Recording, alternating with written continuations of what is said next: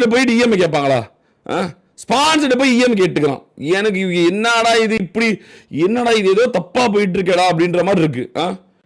அவங்கள்ட்ட போய் இஎம்ஐ கொடுங்க, அது கொடுங்கதா வீட்டு வாடகை தா இந்த மாசம் இஎம்ஐ பில் நிறைய இருக்குங்க ப்ரோ, நீங்க எதுனா கொஞ்சம் ஹெல்ப் பண்றீங்களா ப்ரோ? அம்மா தாயே இந்த மாதம் அம்மா இஎம்ஐ தாயே வைஃபை பில்லு நிறையா இருக்குங்க ப்ரோ, நீங்கள் ஏதாச்சும் கொஞ்சம் ஹெல்ப் பண்ணுறீங்களா ப்ரோ?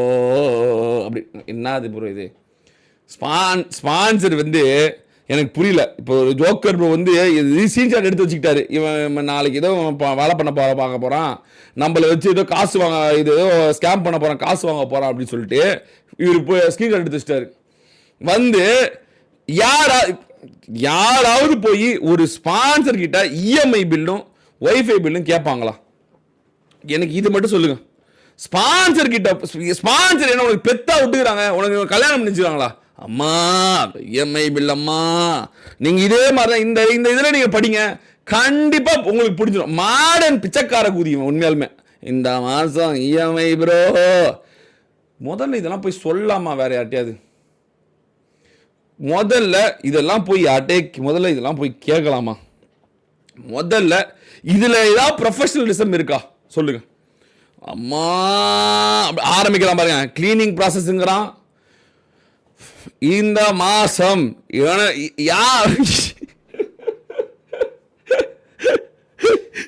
எனக்கே ப்ரோ எனக்கே தெரியல.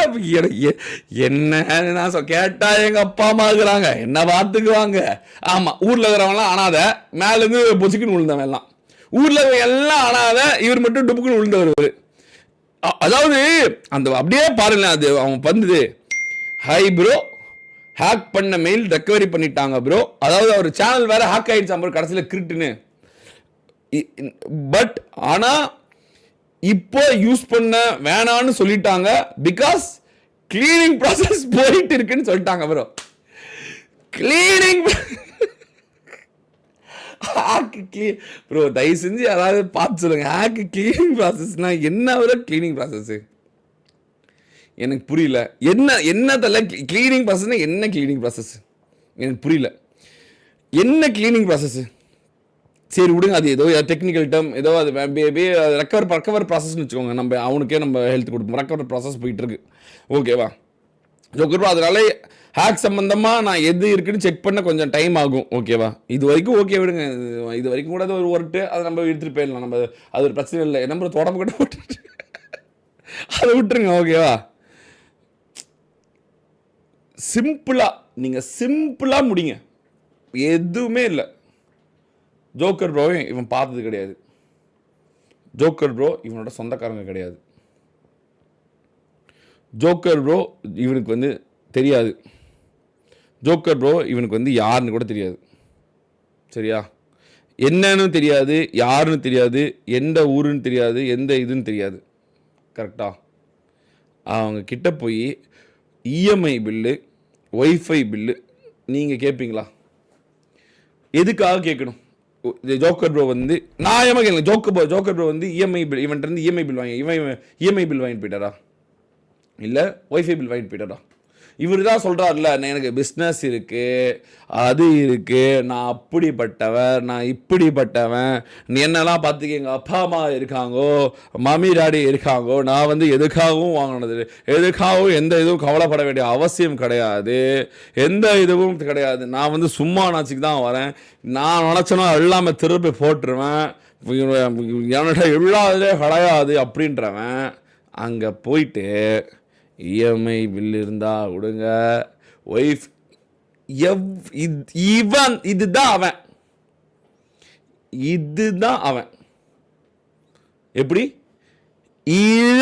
இத வச்சுக்கிட்டு, இந்த யோகித மயிரை வச்சுக்கிட்டு தான் அவன் வந்து அப்படியே நான் பார்த்தீங்கன்னா அது பார்த்தீங்கன்னா யாரையும் நம்ப இல்லை, நான் வந்து எனக்கு எதை பற்றி கவலை கிடையாது, நான் I will take care of anything, நான் பண்ணால் முடிஞ்சிடும், என்ன மாதிரி இந்த மாதிரி இதுவாது பரவாயில்ல. 10 லட்ச ரூபா கேட்டான்னு போய் கேளுங்க என்கிட்ட, 10 லட்ச ரூபா வேணுமா உனக்கு? அவன் கேட்டானா என்ன கேளுங்கள, 10 லட்ச ரூபா கேட்டான். ப்ரோ ஒரு 10 லட்ச ரூபா கொடுத்தீங்கன்னா ப்ரோ, அதுவும் 10 லட்சம் எது கேட்டான்னு கேளுங்க, அவன் வீட்டுக்கு இது கொடுக்கணுமா, அவர் வந்து வீட்டில் தங்கி இந்த என்கிட்ட வந்து 10 லட்ச ரூபா வீட்டுக்கு. எனக்கு புரியல, இவன் ஒரு மாடர்ன் பிச்சைக்காரனானு எனக்கு தெரியல. என்கிட்ட வந்து 10 லட்ச ரூபா வீட்டுக்கு, இங்கிட்டு போய் EMI bill, wifi bill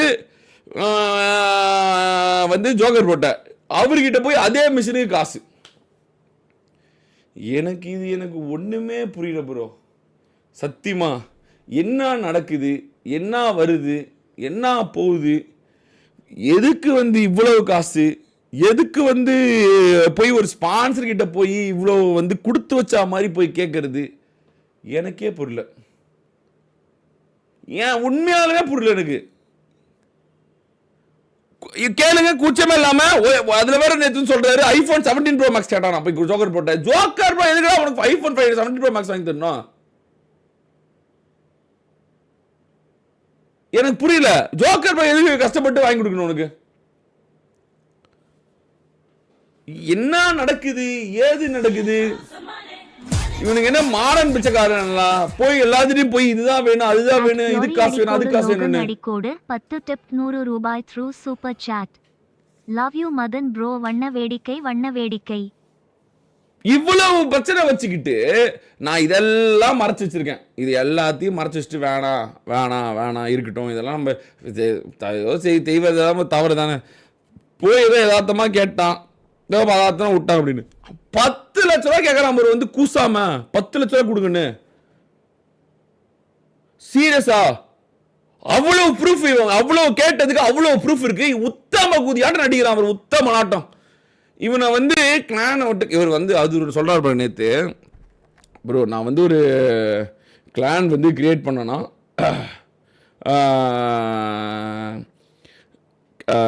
clan வந்து அவர் வந்து இது பண்ணாராம். அப்போது வந்து கிளானை விட்டு நான் போறேன்னும் போது அவர்கிட்ட வந்து ஏன்னு கேட்கலையாம். எனக்கு தான் தெரியுமே இவன் பண்ணது எல்லாமே பண்ணானே, எல்லாமே நமக்கு தெரியுமே இவன் என்ன பண்ணானே, இவன் என்ன பண்ணான்னு உனக்கே தெரியல. எனக்கு தான் தெரியுமே என்னன்னு போய் இவன்ட்ட கேட்கறது.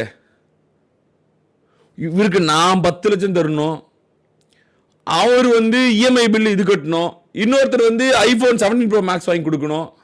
இது எனக்கு புரியல. எனக்கு இது என்ன நடக்குதுன்னு புரியல, ஏது நடக்குதுன்னு புரியல. எனக்கு சீரியஸா புரியல. என்னத்த சொல்றது, ஒன்னும் சொல்றதுக்கு இல்லை. எப்படின்னே எனக்கு புரியல. கேட்டா அதாவது ப்ரோ நான் வந்து இந்த மாதிரி தான் ப்ரோ நான் கேட்பேன், இந்த மாதிரி கேட்டாதான் ப்ரோ அதில் வந்து ஒரு இது இருக்கும், குபுக்குன்னு கொடுப்பாங்க ப்ரோ அப்படின்னு. எந்தெந்த ஸ்ட்ராட்டஜி போட்டு எவ்வளோ மாடர்னா பிச்சை எடுக்கிறான் பாருங்க. மாடர்னா என்னென்ன பண்ணுமோ எல்லாமே பண்ணுறான். பண்ணிட்டு சிம்பத்தி ஒன்று கிரியேட் பண்ணுவான். அப்படியே எனக்கு ஹேக் ஆகிடுச்சு ப்ரோ, எனக்கு இதான் ஆகிடுச்சு ப்ரோ, எனக்கு அதான் ஆச்சு ப்ரோ, எனக்கு இது வந்துருச்சு ப்ரோ, எனக்கு அது வந்துச்சு. இவ்வளோ பேர் இருக்காங்களே, யாராவது ஒருத்தர் போய் ஸ்பான்சர்கிட்ட போய் எனக்கு இஎம்ஐ கொடுங்க, எனக்கு வீட்டு வாடகை கட்டுங்க, சூத்தில் கட்டி வந்துருச்சு, என்னை ஹாஸ்பிட்டலுக்கு கூப்பிட்டு போய் சூத்தில் கட்டி இருக்குது, அதை வந்து எடுத்து விடுங்க. சூத்தில் லைட்டாக ஓரமாக ரொம்ப நாளாக ஸ்டீம் போடுறதுனால எனக்கு தான் முதுகு வலிக்குது, நான் போய் ஸ்பான்சர்கிட்ட போயிட்டு முதுகு வலிக்குது ப்ரோ, ஆகையால் என்னை ஆஸ்பத்திரியில் அட்மிட் செய்து என்னை நீங்கள் டேக் கேர் செய்து எனக்கு வந்து ஒரு நர்ஸை அப்பாயிண்ட் செய்து எனக்கு டெய்லியும் சாத்துக்குடி, மாதுளம்பழம், அப்புறம் வந்து வேற என்ன வாழைப்பழம், ஹார்லிக்ஸ், போன்விட்டா கொடுக்குமாறு ஒரு 2 ஸ்டாஃப் நர்ஸை எனக்காக வேலைக்கு நிமித்தி விட்டு என்னை எப்படியாவது என் முதுகு வலியை கிளியர் செய்து கொடுங்கன்னு நான் போய் ஒரு ஸ்பான்சர்கிட்ட கேட்க முடியுமா? ஒரு ஸ்பான்சர்கிட்ட இதை போய் நான் கேட்க முடியுமா? பண்றதெல்லாம் மாடர்ன் பிச்சைக்காரத்தனம், பண்றதெல்லாம் லைவ்லயே மாட்டிக்கிட்டு இவ்வளவு வந்து காசை வாங்கிட்டு இவ்வளவு பேர்ட்ட போய் இஎம்ஐ பில்லு வேணும், அது வேணும், இது வேணும், போய் பர்சனலா வந்து பிச்சை எடுக்கிறத்தனம். அதாவது அவர்கிட்டயே காசை வாங்கிக்குவானா, அவர்கிட்டயே வந்து எவ்வளவு காசை வாங்க முடியுமோ வாங்கிக்குவானா. அப்புறமேட்டு ஒரு மிஷின் ஃபெயில்னோன்னா அவருக்கே ஆப்போசிட் அடிப்பானா. ஓ இப்படி அவரு ஜோக்கர், அவர் பேரே ஜோக்கர், அவரு ஜோக்கர் தான் ப்ரோ. அதாவது காசு வாங்கினவன் எப்படி பேசுறான் பாத்தீங்களா?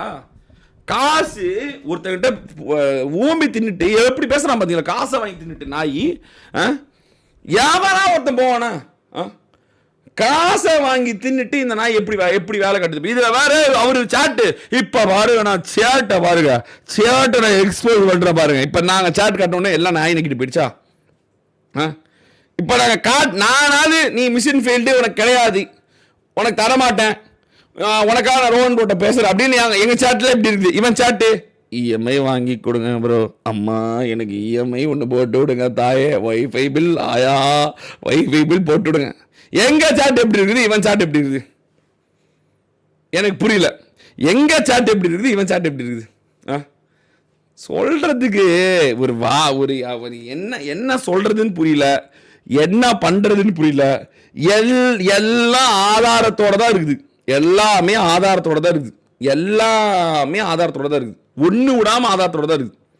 அவர் வந்து காலிலே பேசிட்டு போயிட்டாரு. இருங்க அதையும் நான் சொல்லிடுறேன், அதையும் காமிச்சிடறேன் நான்.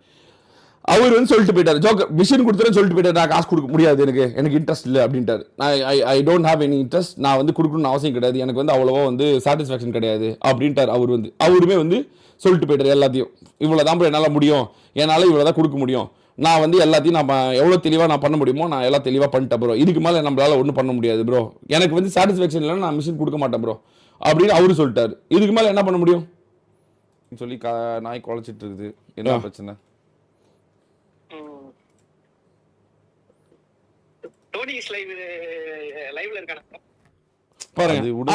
அவரும் அதான் சொல்றாரு, நீங்க ஏதோ மிஷின் சொல்லுங்க என்ன பிரச்சனை.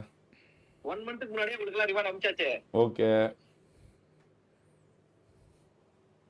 சரி, நான் பேச லைவ்ல கேக்குமா? கேக்குது தான் இருக்கு.